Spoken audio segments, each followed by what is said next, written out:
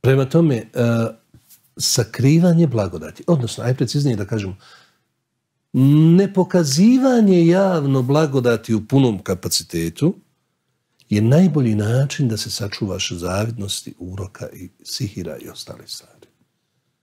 Bar dok ih ne ispuniš. Dok se ne desi.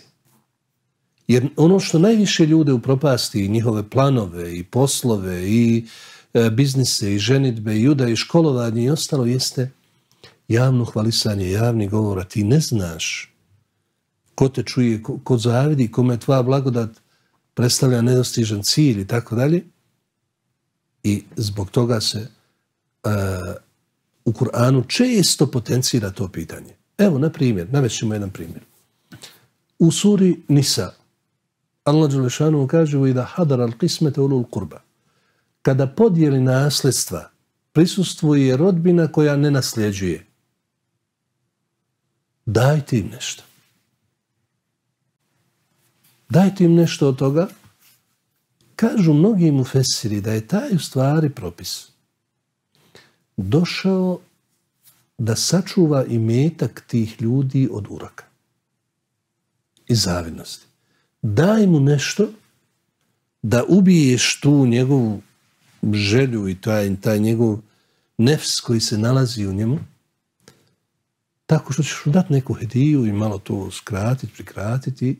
Bolje da daš jedan dio nego da ti uništi sve. Jer zavidnost može da uništi sve i da ostaneš bez išta.